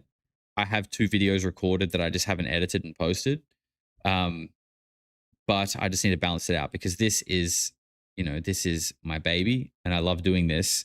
So I want to make sure this continues to go well. I might try and find an editor to edit those videos. I don't know, but I am working on getting those things like up and running. And I am working on posting clips on my second channel. It's a lot. It's a lot to do everything yourself. It really is. It might not seem like it, but like from planning stuff, making thumbnails, finding content, you know, it is a lot. And I love it, but there's only so many hours in a day. Do what makes you the happiest. We roll with you, bro. I appreciate that, Scotty. I appreciate that. I will. I do want to get some more videos up on there soon, though. Stevie celebrating 6 months and the beautiful gold trim. Thank you, Stevie. He says, no words. Just love this place and everything about it so much. More than words. My brother, thank you very much, man. I love having you here. You're always bringing good energy to the chat and the comments. And it doesn't go unnoticed. And I think that's, for all of you guys, this YouTube community, this live chat is very special, I think. And obviously I'm a little bit biased, obviously, but I was born on the internet. I've been in a lot of live chats. I've been on a lot of forums. I've been in a lot of places. And I think our live chat and our community, which expands over to Discord as well, is special. It really is. It's a very open-minded place where people can be themselves. They can be their weird little selves. And the one thing that we really, really don't tolerate is just like negativity or bad energy. And if someone says something that you don't like, it's actually up to you to be aware enough to be able to realize that that's someone who's just lived life from a different perspective, had a whole bunch of different experiences, and seen the world in a completely different way to you. Therefore, of course, they're going to have a different opinion to you, and that is okay. As long as you're not being hateful or an asshole, of course. But I think if we could collectively all like understand that and remember that, I feel like a lot of the conflict in the world would go away. Because of course we're all different. We all grew up differently, right? It's kind of simple when you break it down like that. Ryan says, do you have oh wait, sorry, I missed, I did that one already. And I'm all up to date on the super chats. Love this channel, love Josh, love the live streams. Thank you, RV. I appreciate it, guys. I really do. I really do. I wouldn't be able to do any of this without you guys. So it honestly means a lot. Before I go, I will just give out one more reminder. Here is the time slot for my live interview with Chuck Swindoll Jr., the creator of the series that we just watched over the last couple of days. So we're doing it live at this time. And like I said, I will be taking questions from the chats. I'll probably have to do them from super chats purely because there will be a lot of people and I can't just answer everyone's question, unfortunately. But I think it'll be cool, given that we've all kind of gone through this together over the last week. I'm sure there are a lot of questions on a lot of people's minds. So I'm really looking forward to that. Tomorrow, I will do another stream. I really just want to do a hangout stream. Like I want to do this, but just for like an hour or two, because I feel like we haven't done that in a while and it will be fun. And the last thing I want to mention, which is just completely random, but I don't know who needs to hear this, but don't forget to listen to music, okay? And what I mean by that is, again, going back to before the internet was in our eyeballs, on our wrists, in our pockets, everywhere, I used to listen to music a lot, like as a hobby. Like, instead of scrolling on my phone, I would listen to music and I'd just sit there and headphones or whatever and just enjoy the music. And just before this stream started, I opened YouTube and for some reason, Michael Jackson's They Don't Care About Us was on my home feed. And I don't ever listen to Michael Jackson, by the way, ever. Not that I don't like him, it's just not my go-to music. But it was there, and I thought, you know what? I'm just going to listen to it. And I had these headphones in, and I had it cranked. And I was just like, dude, this is so sick. Like, music is so good. And that song kind of slaps too. And the lyrics to that song, I think, are very relevant. I feel like the lyrics of that song is why it was actually on my home feed, because it kind of ties into everything that's coming out right now. And the idea that maybe Michael Jackson was actually protecting kids at Neverland, and he was trying to stop kids getting taken to that island. And they actually kind of accused him of doing what they were doing and kind of switched it up on him. And then he made that song, and then he took his own life. I don't know, but it's very interesting. So this is your reminder that music is awesome. Put on some good headphones and just enjoy it, because music can take you to a really good place, especially if you're not feeling well. Hi Vibin, celebrating 2 months, says, thank you so much for everything, Josh. I couldn't agree more. Love being in a space where others are raising their vibration as well. Thank you. And that is the energy we can never have too much of. And that's why this community is special and why I'm so proud of it. So guys, thank you all for tonight and for everything. I hope you enjoyed this big deep dive. All credits to Chuck Swindoll Jr. His channel is linked below. Polarity Discord is linked below. Come and hang out. And we'll be live tomorrow just hanging out. But remember, this time slot right here, we will be live with Chuck Swindoll Jr. to ask him some questions and dig into it all a little bit further. So again, keep being good to each other. Be kind. Make sure you're touching grass. And I'll see you all very soon. Peace. Eventually, people are going to say, what the hell is going on? No matter how far you go into the dark, when you flip, you go exactly the same place to the light in our galaxy. Everything. Because everything is in balance. Everything is a polarity. I think it's just going to get weirder and weirder and weirder, and finally it's going to be so weird that people are going to have to talk about how weird it is.